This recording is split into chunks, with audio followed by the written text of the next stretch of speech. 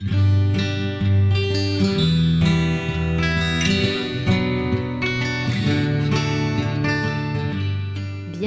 dans Reiki Banashi, un podcast où on parle de Reiki simplement. Je m'appelle Nina, praticienne et enseignante Shihan de Jikiden Reiki. Et à travers cet espace, je vous propose des réflexions et des partages. Parfois seule, parfois accompagnée d'invités, nous explorons ce sujet passionnant qui me tient tant à cœur. Alors installez-vous confortablement et c'est parti. Et konnichiwa, yokoso, bonjour à tous. Je suis très heureuse de vous retrouver aujourd'hui pour un épisode en solo. Aujourd'hui, j'ai envie de vous parler d'un sujet qui me tient particulièrement à cœur. La place de la culture japonaise dans la pratique du Reiki. Et plus précisément, pourquoi, selon moi, vouloir complètement l'en retirer, ce n'est pas rendre service à la pratique.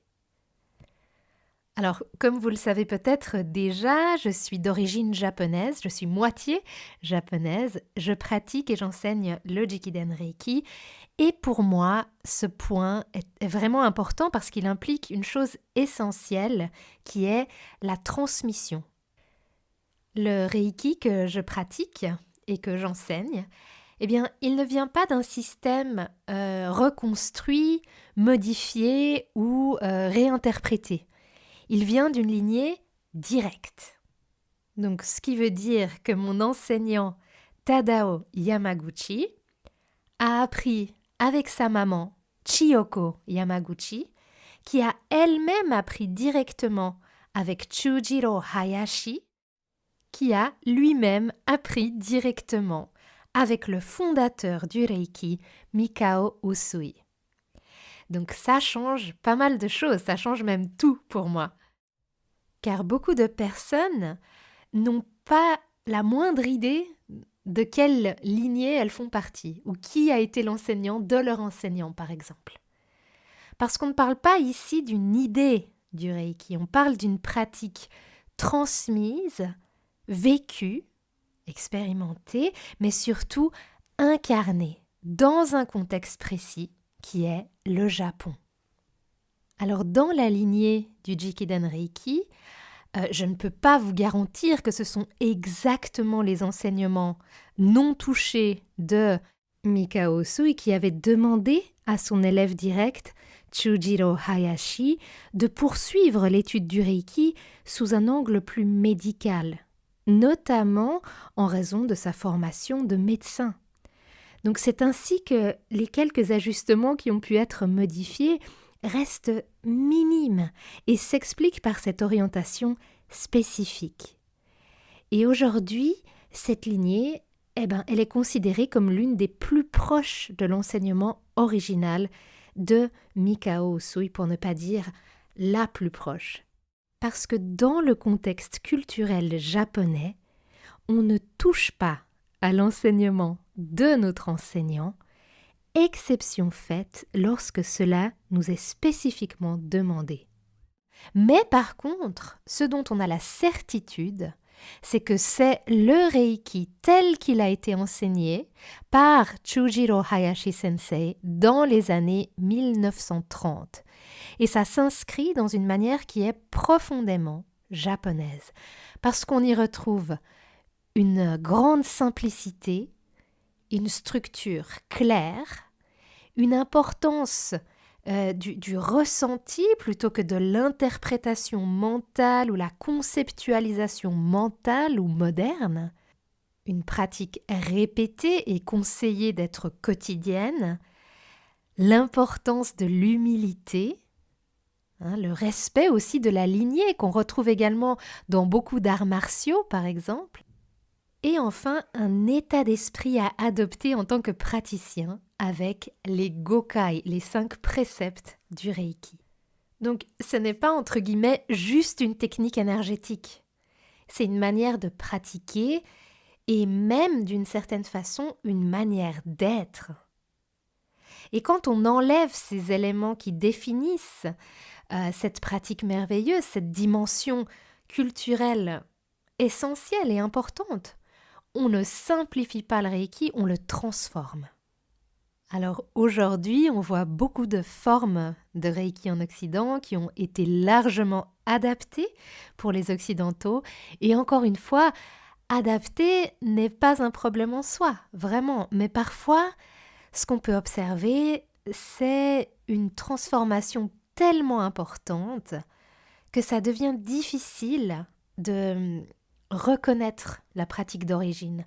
On retrouve cette problématique aussi dans beaucoup de pratiques comme le yoga, le chamanisme.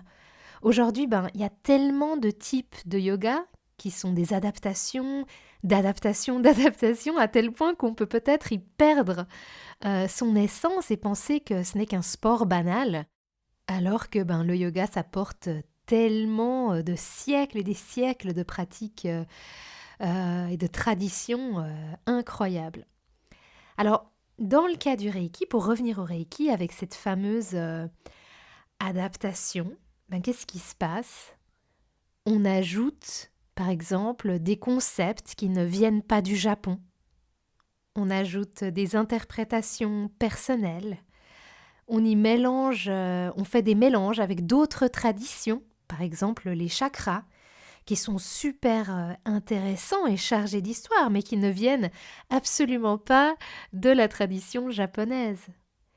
Et pire que ça, on enlève des parties essentielles, ou parce qu'elles sont trop difficiles à prononcer ou à retenir pour les Occidentaux.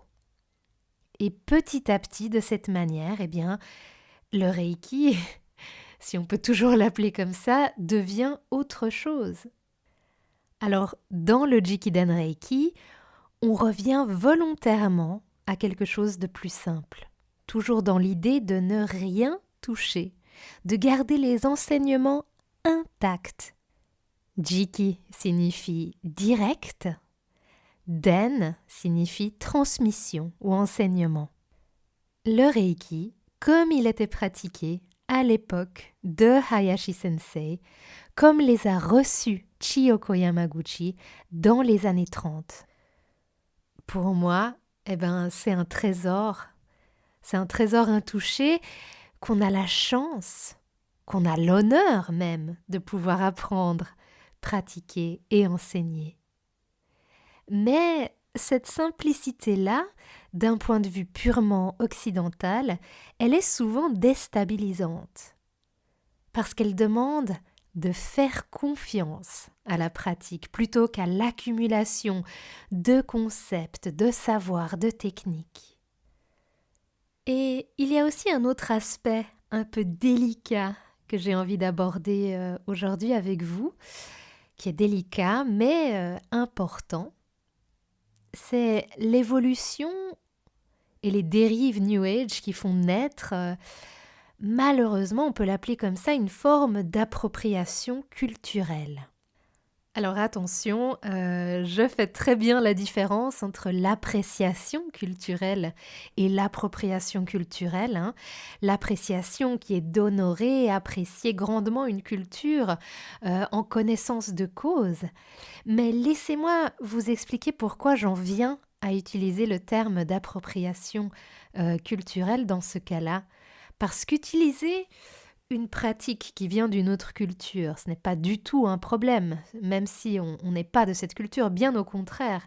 Ça peut même être fabuleux, merveilleux, mais, et là j'insiste sur ce sujet, la sortir de son contexte, oublier son histoire, voire complètement nier son histoire ou la modifier, la transformer au point de la dénaturer, là, pour moi, ça devient un problème. C'est la déraciner complètement. Et souvent, on justifie ça par l'idée d'évolution.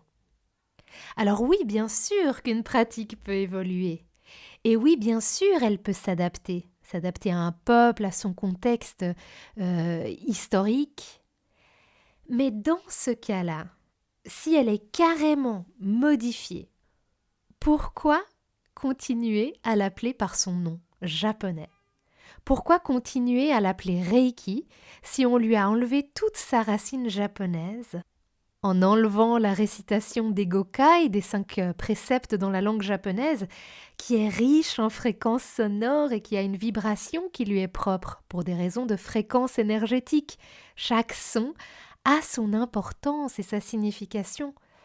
Alors, dans ce cas-là, si on enlève des éléments aussi essentiels à la pratique, pourquoi utiliser un terme japonais comme Reiki, un terme chargé d'histoire, d'un contexte, d'une culture? Si ce que l'on pratique n'a plus grand-chose à voir avec ça, pourquoi l'appeler Reiki? À partir du moment où on transforme profondément une pratique, on est peut-être en train de créer quelque chose de nouveau. Et créer quelque chose de nouveau, c'est totalement légitime. L'évolution, la créativité, c'est une chose qui peut aussi amener à une harmonie merveilleuse. Ça peut être même magnifique. Mais dans ce cas-là, et là ça n'engage que moi à le dire, mais pourquoi garder le même nom? Peut-être que ça mérite un autre nom. Pourquoi garder le même nom? Voilà, je vous laisse réfléchir là-dessus. Et dans certains cas, on voit aussi le Reiki être mélangé à des systèmes valides et splendides. À nouveau, je ne reviens pas là-dessus, mais qui n'ont rien à voir avec le Japon, qui sont réinterprétés avec des grilles de lecture occidentales. Et dans ce cas-là, on n'est plus vraiment dans une transmission, on est dans une création qui ignore un peu les racines. Pour moi, honorer la culture japonaise dans le Reiki, ce n'est pas forcément quelque chose de rigide. Ce n'est pas faire, entre guillemets, comme au Japon, ou prétendre, ou vouloir devenir ou être japonais. Non, parce que là, la ligne peut être fine. C'est simplement reconnaître d'où vient la pratique, honorer ses racines, ses origines, comprendre aussi dans quel contexte elle a émergé, respecter la manière dont elle a été transmise et aussi, surtout, étudier l'histoire de son fondateur, Mikao Usui, et dans mon cas, Chujiro Hayashi Sensei. C'est aussi honorer la lignée, de s'informer, de s'instruire, d'honorer sa propre lignée et toutes les personnes qui ont permis que cette pratique arrive jusqu'à nous avec gratitude. Alors, si vous pratiquez le Reiki, peut-être que vous pouvez vous poser ces questions. Est-ce que je suis en lien avec l'origine de ce que je pratique? Ou est-ce que j'en ai une version complètement transformée? Et là, vraiment, c'est une question à se poser sans jugement. Il n'y a pas de juste ou faux. C'est simplement se poser la question. Et aussi, est-ce que je prends le temps de me renseigner, d'étudier, de comprendre? Ou est-ce que je reste un peu en surface de la pratique? Et là, de nouveau, ça vient vraiment du cœur et d'un point de non-jugement. Mais peut-être que rester en surface sans chercher à comprendre l'origine, le contexte et l'histoire, ce n'est pas neutre. Parfois, sans même s'en rendre compte, ça peut se rapprocher d'une forme d'appropriation culturelle inconsciente, même si ce n'est pas voulu. Eh bien, ça devient peut-être un peu ça. Et pas par mauvaise intention, mais par manque de conscience et manque d'information. Et aussi, vous pouvez vous poser cette question, est-ce que dans ma pratique, je suis capable de comprendre les symboles en profondeur? Pas seulement comme des idées ou des concepts universels vagues et poétiques, mais dans leur contexte d'origine. Parce que ces symboles ont un sens clair, précis, ancré dans la culture japonaise. Donc, est-ce que je suis en lien avec cette origine-là? Ou est-ce que j'utilise des interprétations qui sont peut-être belles, mais un petit peu déconnectées, pas vraiment ancrées à ce qu'elles signifient réellement? Et enfin, si ma pratique a tellement évolué qu'elle n'a plus grand-chose à voir avec son origine, alors pourquoi continuer à l'appeler Reiki? De nouveau, il n'y a pas de jugement dans ces questions, juste une invitation à aller un petit peu plus loin, un peu plus en profondeur. Et là-dessus, justement, si vous voulez un petit peu creuser sur le sujet, je me permets ici de vous recommander de la lecture qui vous permettra de plonger dans l'histoire du Reiki et peut-être, qui sait, d'approfondir vos connaissances avec des livres que je trouve exceptionnels et qui amènent vraiment de la lumière sur l'histoire du Reiki. Alors bien sûr, je vais mettre tous les liens dans les notes de cet épisode. Le tout premier, c'est Light on the Origins of Reiki de Tadao Yamaguchi, This is Reiki de Frank Arjava-Peter, Woman in Reiki de Silke Kleman et Amanda Jane, et enfin Reiki in Japan de Nishina Masaki. Je vous souhaite une bonne lecture ou une bonne réflexion sur le sujet. Merci pour votre écoute.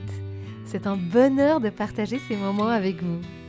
Si vous voulez continuer à explorer ces sujets avec moi, vous pouvez me retrouver sur Instagram ou sur mon site internet. Et si vous souhaitez aller plus loin ou en apprendre davantage, tous les liens se trouvent dans les notes de cet épisode. Si ce que vous avez entendu vous a plu, n'hésitez pas à mettre 5 étoiles sur votre application de podcast préférée et de partager à quelqu'un à qui vous pensez que ça pourrait intéresser. Votre soutien et votre écoute comptent énormément pour moi. Je vous dis à très vite pour un prochain épisode et en attendant, prenez soin de vous. Arigatou gozaimashita.